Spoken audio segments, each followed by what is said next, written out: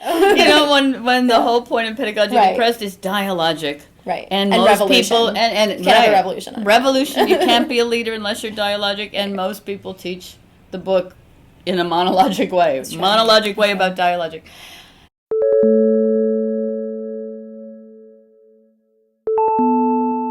Hi, I'm Cathy Davidson, and I'm teaching a class this semester called American Literature and American Learning.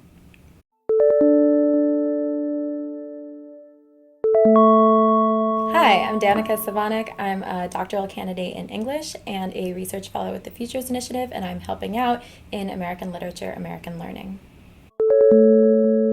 Hi, I'm Jade E. I'm the Associate Director for Digital Learning Projects at LaGuardia Community College, and I'm dropping in on American Literature and American Learning.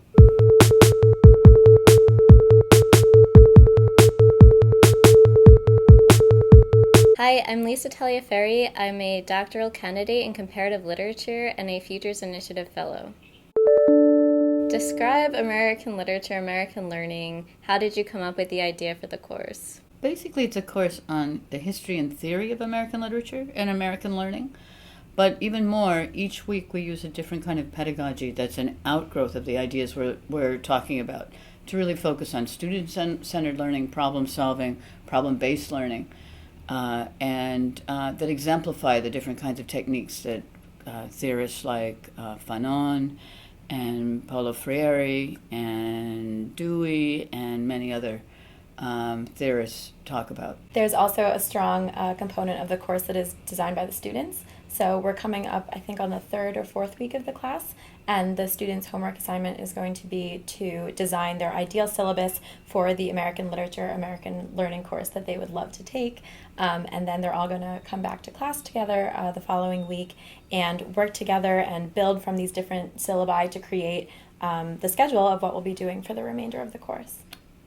And we're lucky because we've been able to have a specialist in learning design and technology design, Jade Davis, to come to our class today to talk to students about how they might design their own syllabus for the course.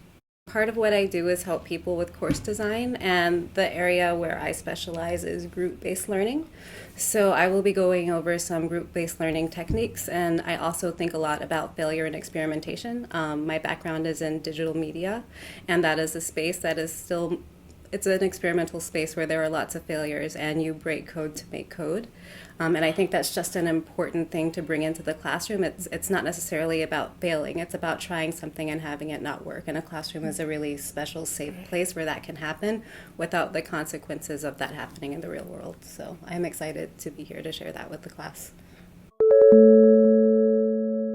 What are some of the goals for the course, and what does success look like in terms of the course? And how does the course relate to the broader Futures Initiative mission of advancing equity and innovation in higher education? I think one of the goals is to have students think very seriously about their own graduate education, and then also to think about how they can translate that to the courses they're teaching. At CUNY, almost all of our graduate students are not assisting, but actually teaching their own courses, and there's often very little training how to do that. And some people think about it as dumbing down. It's not that at all. It's figuring out what the really basic ideas are from your discipline and how to get those across to students taking classes for the first time, often students who had very poor preparation or very little preparation. We also know the dropout rate is highest in introductory classes, so we're coming up with all kinds of ways to talk about really engaged student-centered learning so that the undergraduates can profit from the same methods the graduate students are learning and practicing in this class. The other thing that is really exciting for me about the class and just thinking about this is when the graduate students go through the experience of learning to teach their discipline, one of the things that they learn is that they come with all this knowledge that already exists, and they learn to link that to these high theoretical things or this literature that just exists out into the world as something meaningful. And by going through processes like this, it's something that they can then do with their undergraduates. While the undergraduates are coming in with lots of problems a lot of times, there is a high dropout rate. They also have all of this knowledge that changes the literature in a very meaningful way. One thing we did in the class was had students do a class inventory. So students wrote down several skills that they could give to other students, and then several things they wanted to learn with other students, and we did matchups. And I really hope they do that with their undergraduates, because I think you're completely right, that In fact, students who are in the introductory classes still come with a whole world of knowledge, and rarely do classes that are the banking model or the one-way transmission model ever even tap what the different kinds of knowledges are that students bring to the classroom. And I think we saw success after the very first week, especially in students' first blog posts.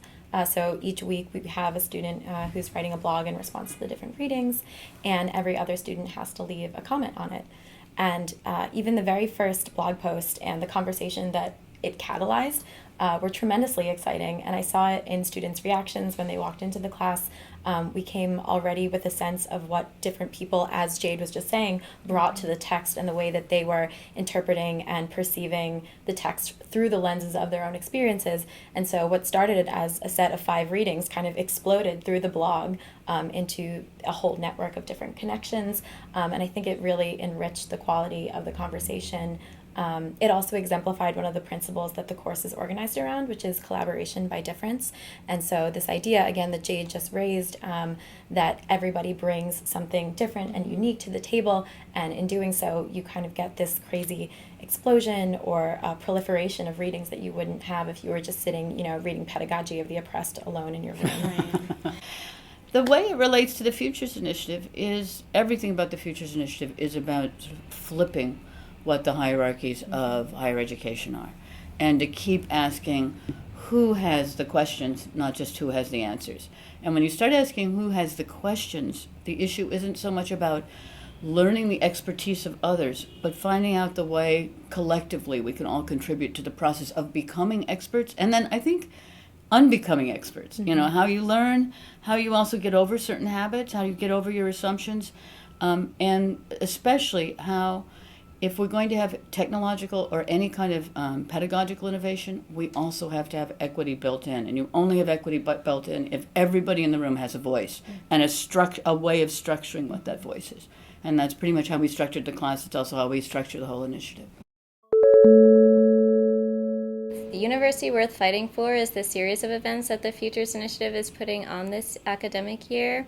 And I was wondering what your vision is of the University Worth Fighting For and how this fits into the vision of the course. The name, the University Worth Fighting For, is because one of the purposes of the Futures Initiative is to build up public advocacy for higher education as a social, civic, public good, and something we all profit from. And that's really been waning for the last 40 years. But we don't think it can be just supporting higher education. Higher education needs to go through some major changes. So it's both looking at what needs to change and how, and giving an array of responses to all the different things in the whole ecosystem of higher education. Everything from how we grade, to what technology is, to what's the difference between a 2-year and a 4-year college, what's the difference between inclusion and selectivity, all of those kinds of issues together, and thinking that through. But we think if the university really is seriously thinking about how to be better, that we can regain the public's accountability towards higher education as something basic to what a democracy is, and what a society is, and what a functioning society is. We're really experimenting with different configurations of power and knowledge in the class, which I think will be central to a university that is worth fighting for. We're also doing things that are creative, hopefully, catalyzing creativity in the classroom, collaboration, as I mentioned.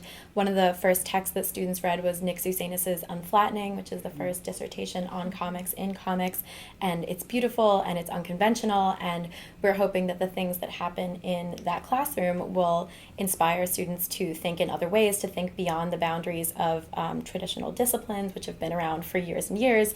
But it seems to us, I think, that some of the social problems of today are going to require other modes of thinking, other modes of working together, other kinds of conceptualizing the relationship between education and society, so that the classroom is a space of social change and transformation that is responsive to social problems. And just thinking about the ways that different kinds of knowledge production, what we value, our practices in and out of the classroom in terms of research that is produced also, how those can change and be much more responsive to especially the injustices and inequalities of contemporary society. As a final note, the final paper for the class, or the final project we don't know what it is because the students have to invent it, but but it has to be some kind of public contribution to knowledge.